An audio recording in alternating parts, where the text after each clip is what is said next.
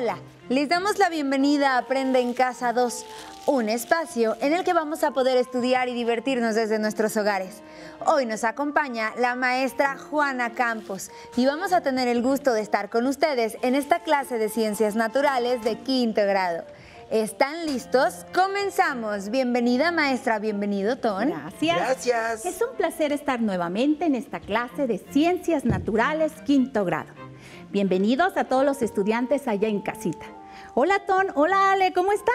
Muy bien, maestra. Muy emocionado por saber qué aprenderemos el día de hoy. ¿Qué les parece si para comenzar nuestra clase vemos las siguientes imágenes? Sí. Fíjense en los detalles, en las formas, en los colores o demás características que puedan observar. Maestra, hay algunas imágenes que logro reconocer y otras que no.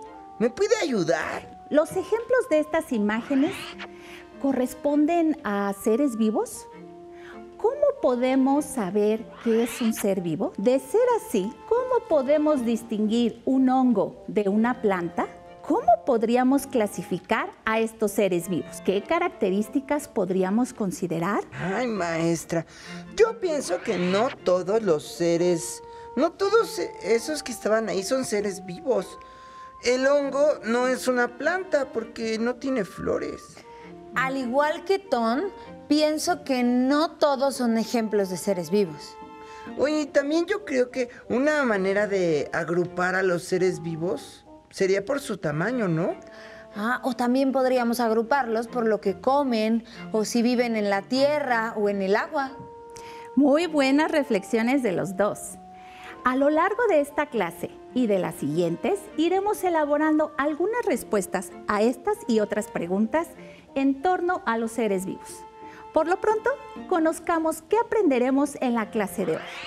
El objetivo de esta clase es reconocer la gran variedad de formas de vida que existen en la Tierra, particularmente en nuestro país, ya sea en la superficie terrestre, en los ríos, en los lagos o en el mar. Los invito a que consulten su libro de texto de Ciencias Naturales de quinto grado, principalmente las páginas 51 a 55. Les servirá de apoyo para el desarrollo de este tema. ¿Qué les parece? ¡Qué bien, maestra! Me encantan los temas de la naturaleza. Ay, a mí también. Me gustan mucho, mucho los animales. Fíjense muy bien. Clasificar a los seres vivos nos ayuda a conocerlos, a comprenderlos y, por supuesto, a cuidarlos. A lo largo de la historia, diferentes científicos han propuesto diferentes formas de agrupar y clasificar a los seres vivos. Por ejemplo, por su estructura según el lugar donde viven, lo que comen o cómo se reproducen. Todas estas y otras clasificaciones han servido para conocer mejor a los seres vivos. Maestra, entonces Ale y yo, pues acertamos a cómo clasificar los seres vivos que vimos al inicio de la clase, ¿no? En cierto sentido, Ton.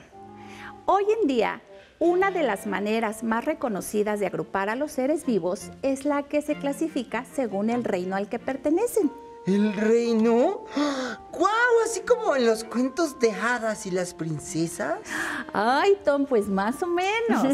Vamos a ver el siguiente video para que quede más claro. ¿Les parece? Sí. Muy bien, vamos a observar el siguiente video.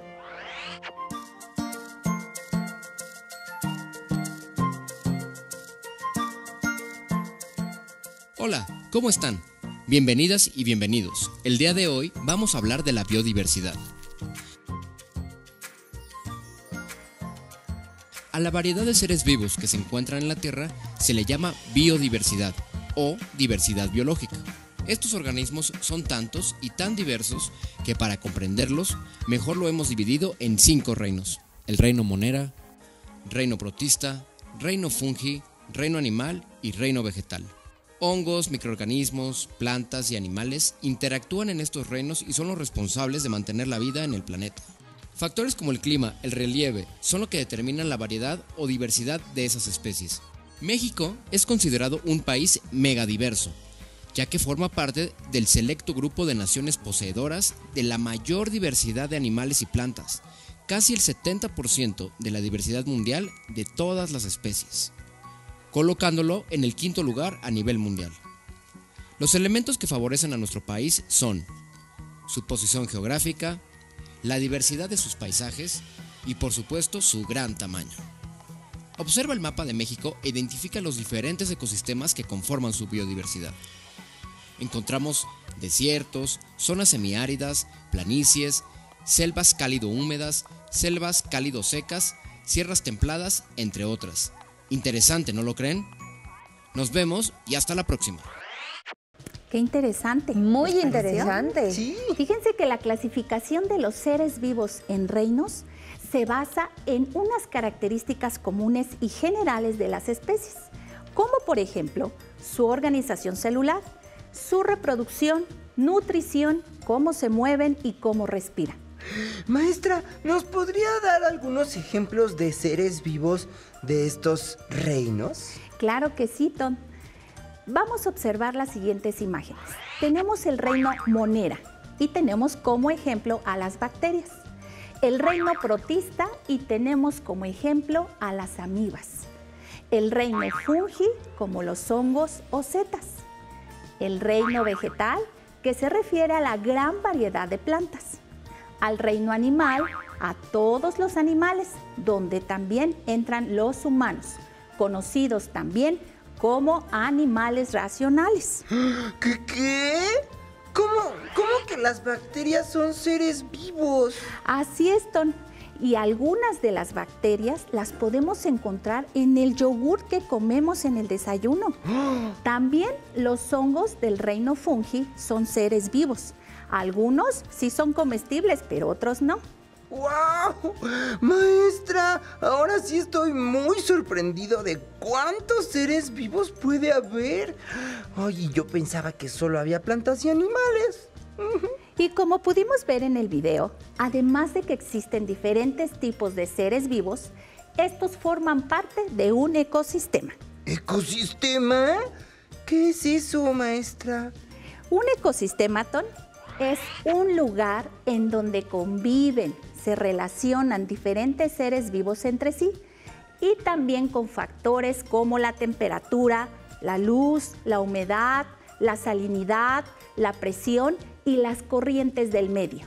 Las especies de un ecosistema, como bacterias, hongos, plantas o animales, dependen unas de otras.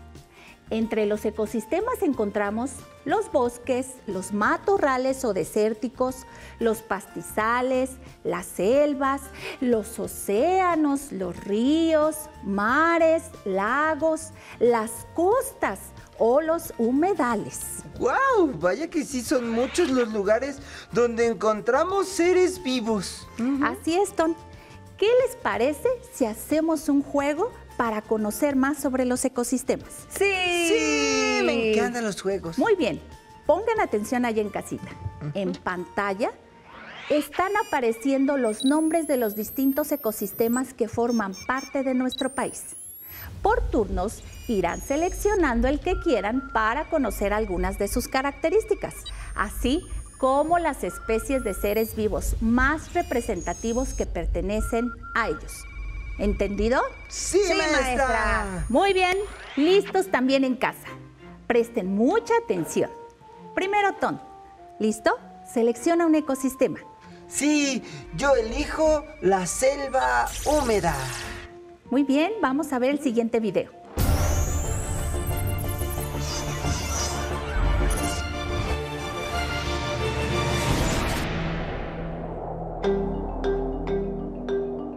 Diversidad de sabores. Selvas húmedas. Las selvas húmedas son también conocidas como selvas altas o bosques tropicales. Es el ecosistema representativo del sureste mexicano. Ocupa poco, tan solo 5% del país. El calor y la humedad son constantes durante todo el año. Son las comunidades vegetales más exuberantes del país y están formadas por árboles de más de 30 metros de alto, como la ceiba, el olmo, la caoba y el ramón. También abundan las lianas, palmas, epífitas y las plantas trepadoras. La gran mayoría de las especies de plantas conserva sus hojas todo el año. El clima cálido y las lluvias constantes permiten que la vegetación sea muy abundante, misma que provee de hogar a especies importantes como la legendaria guacamaya roja, el zopilote rey, el hormiguero, el gran tapir, el mono aullador, la temible nauyaca y gran variedad de anfibios como la misteriosa rana de ojos rojos. Los servicios ambientales que nos brindan son esenciales, como la captación de agua y la generación de oxígeno. Ahí se concentra la mayor diversidad de mamíferos de México y, por si fuera poco, ayuda a mitigar los efectos del cambio climático. En los ambientes tropicales húmedos es donde se dan las mieles más ricas, ya que las abejas polinizan más de 100 especies de plantas de estas zonas. La vainilla, única orquídea utilizada a nivel industrial, también proviene de las selvas húmedas. Del árbol del cacao, los mayas obtuvieron el delicioso chocolate, bebida reservada a los gobernantes. Y con la resina del chicozapote, crearon el hábito de mascar el chicle.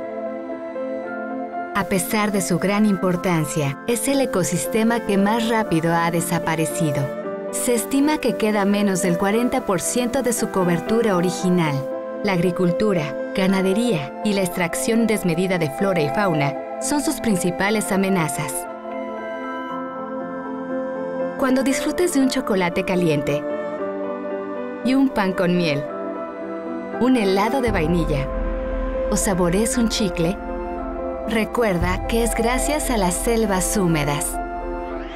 Maestra, pero ¿cuántos seres vivos viven en la selva? Estoy muy sorprendido. Sí, Ton, yo también estoy muy sorprendida.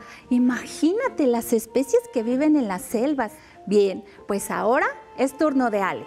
¿Cuál ecosistema eliges, Ale? Yo elijo pastizales. Vamos a ver el video de pastizales.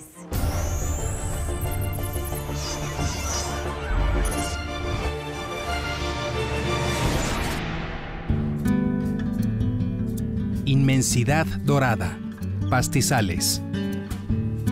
Los pastizales son conocidos en otras partes del mundo como estepa, pampa, sabana o pradera y se encuentran en regiones semiáridas.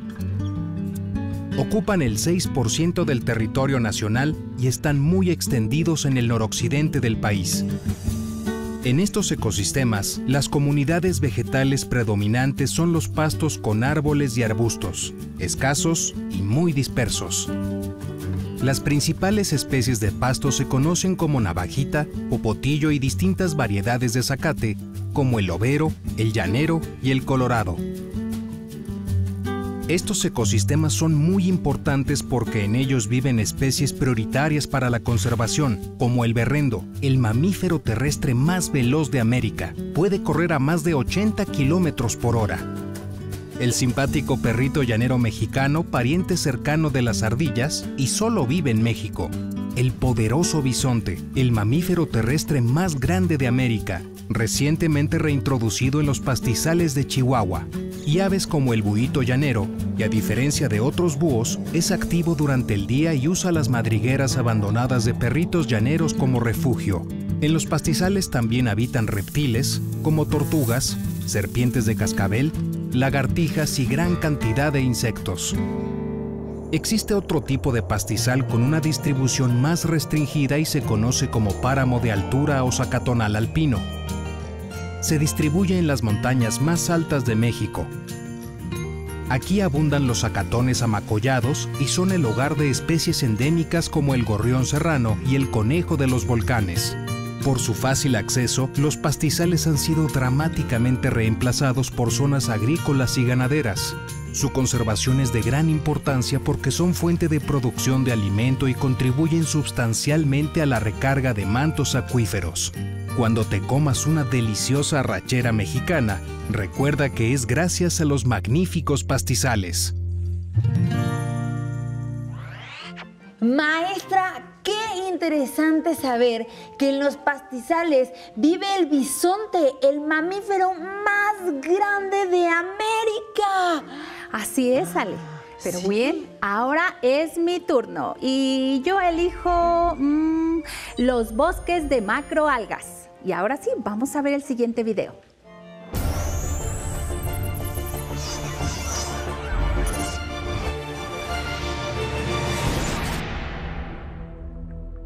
Altas, ondulantes y delgadas. Bosques de algas gigantes. Los bosques de algas gigantes se conocen también como bosques de kelp, bosques de sargazos o bosques de laminariales. En México se desarrollan principalmente en las costas de la península de Baja California, Golfo de México y Mar Caribe. Estos bosques submarinos están formados principalmente por algas pardas de gran tamaño y algas de tonalidades rojas y verdes. Pueden llegar a medir hasta 30 metros de altura en su búsqueda de los rayos solares. Son hogar de una gran cantidad de organismos de gran importancia pesquera. Su productividad es comparable a los arrecifes de coral, humedales y selvas tropicales. Aquí viven los carismáticos lobos marinos, que entre luz y sombra se deslizan en toda su longitud en el ondulante bosque. También entre estas estiradas algas pardas se desplaza el majestuoso elefante marino del norte, junto a una gran variedad de cangrejos, caracoles y peces. Las principales amenazas que enfrenta este ecosistema son las tormentas, la abundancia de organismos herbívoros y los fenómenos climáticos que afectan la temperatura y los nutrientes. Los bosques marinos son importantes barreras naturales porque disminuyen la fuerza destructora del oleaje en las playas, fijan el carbono, ayudan a mantener la calidad del agua y estabilizan el suelo marino. De estos bosques también obtenemos minerales, vitaminas y aminoácidos que se emplean para hacer cremas, mascarillas y tónicos que dan rejuvenecimiento a nuestra piel, o bien para elaborar suplementos alimenticios y medicamentos de forma deshidratada. Recuerda que aunque son invisibles desde tierra, tienen gran influencia en los organismos marinos y en la protección de costas y playas. ¡Guau, maestra! No sabía que en el mar también hay bosques. Son bosques marinos. ¡Guau! Estoy muy sorprendido. Así es, Ton. Recuerda que hay ecosistemas de agua o mixtos, es decir, de tierra y agua. Y así como esos bosques de macroalgas, otros ecosistemas de agua son los arrecifes o las praderas o los pastos, los manglares que son ejemplos de ecosistemas mixtos. Maestra, ¿podemos conocer algo de los arrecifes? Claro, Ton. Vamos a ver el siguiente video.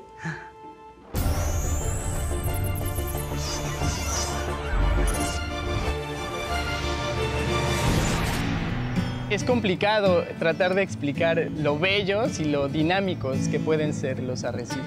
Los arrecifes son muy importantes como sitios de resguardo para muchas especies de importancia pesquera. Son la primera defensa contra los huracanes, contra la fuerza del mar. Los arrecifes son de los ecosistemas más diversos que existen en el planeta, o al menos lo eran.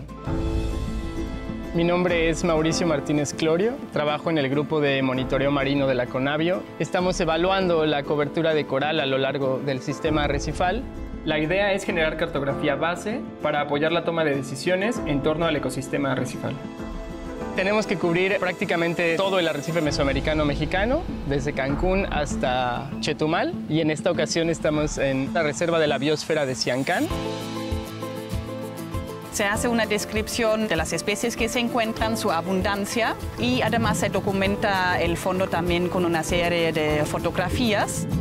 Entonces visitamos lo que consideramos son los rasgos más característicos del arrecife y relacionamos esa información que tenemos en campo con lo que la imagen de satélite y los softwares de información geográfica son capaces de reconocer. Si solo utilizamos imágenes de satélite sería como hacer ciencia ficción, ¿no?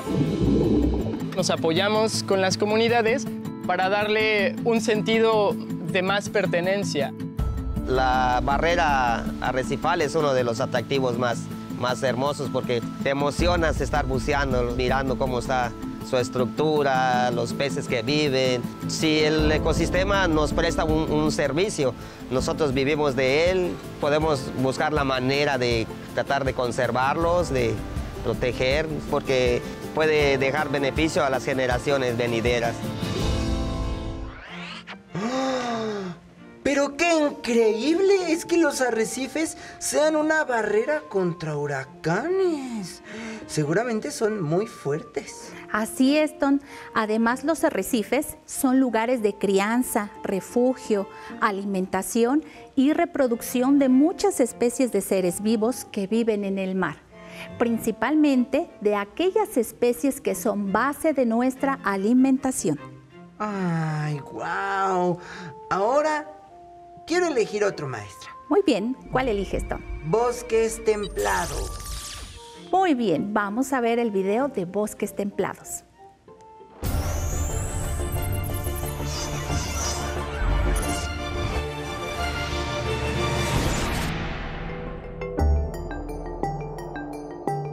Centinelas del futuro. Bosques templados.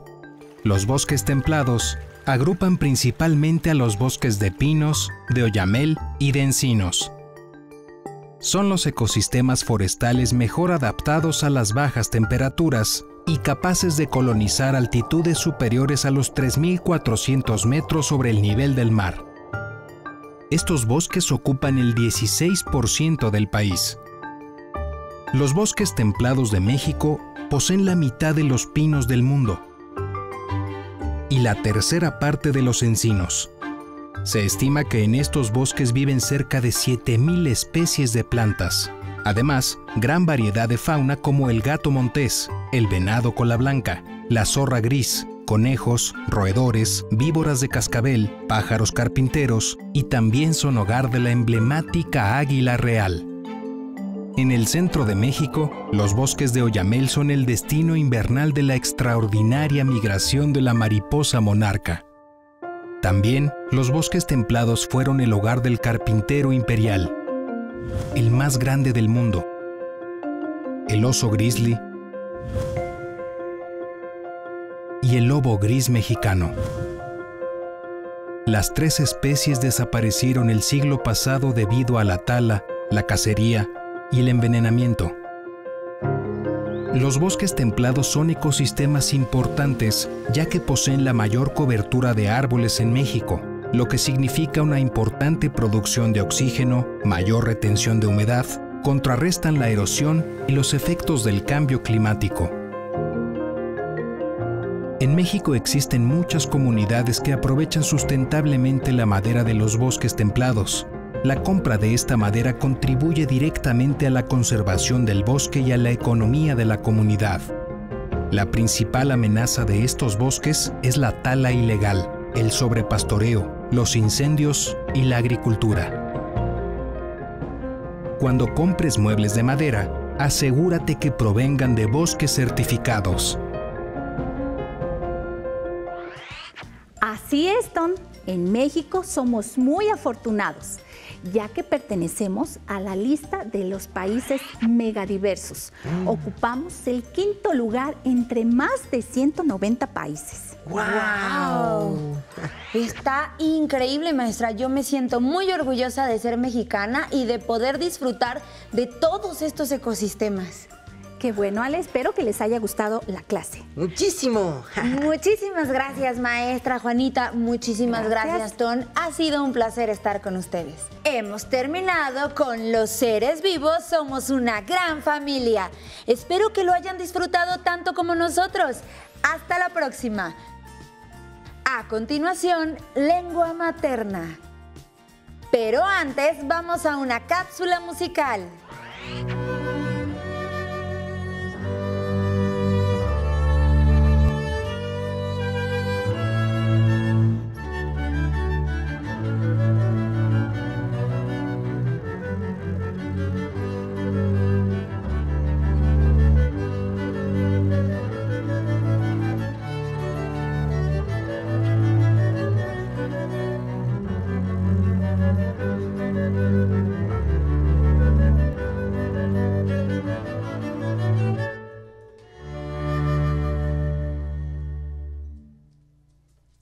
Anteriormente en lectoescritura aprendimos el pentagrama, la clave de sol, las notas musicales, el compás de 4/4, las líneas divisorias de compás, las figuras negra y blanca. Bienvenidos al programa 4 de lectoescritura musical. Como les prometimos, hoy aprenderemos a qué figura le llamamos 1 y a quién le llamamos 8. Le llamamos 1...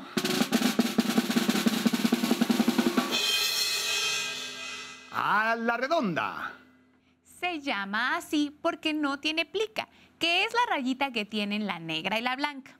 La redonda dura 4 pulsos y se oye así. 1, 2, 3 y... ta. Ahora les revelaremos a quién le llamamos 8.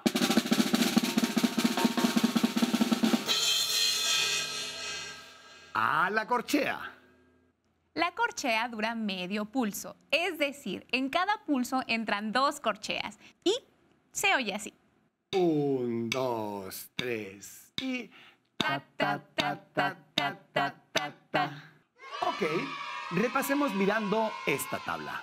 A la redonda le llamamos 1, a la blanca le llamamos 2, a la negra le llamamos 4 y a la corchea le llamamos 8. Ahora vamos a llenar compases de 4/4 con las figuras que ya conocemos. Vayan por una hoja de papel y dibujen el pentagrama y la clave de sol. Cuando hagamos los ejercicios diremos ta para cada una de las notas. Dibujen una sola redonda, ya que al durar 4 tiempos, con una sola redonda complementamos el compás de 4/4. Lean con nosotros. 1, 2, 3 y... ta. A continuación, dibujaremos 2 blancas, ya que cada una dura 2 pulsos, entonces necesitamos 4 para llenar el compás de 4/4. Leemos juntos. 1, 2, 3 y... ta, ta. Llegó el turno de la negra. Como dura un solo pulso, necesitamos dibujar 4 negras para completarlo. Ahora leamos. 1, 2, 3 y... ta, ta, ta, ta. Y por último, la corchea, que como dura medio pulso, necesitamos 8 corcheas para completar el compás de 4/4. Pero atentos, cuando hay más de una corchea, se agrupan del siguiente modo. Dibujen conmigo. Una vez más, leemos juntos. 1, 2, 3 y... ta, ta, ta, ta, ta, ta, ta, ta. Pues mañana más, pero no mejor porque es imposible aquí en Aprende Música en Casa.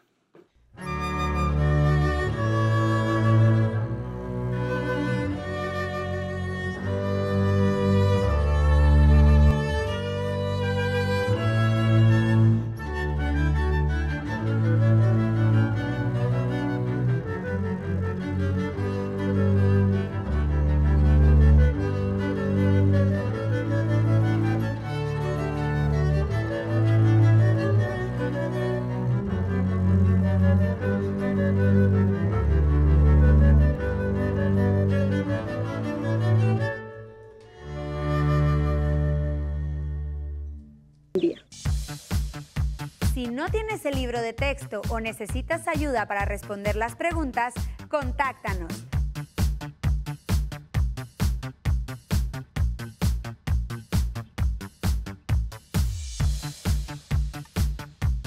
También puedes encontrar los libros de texto en la página conalitec.sep.gov.mx.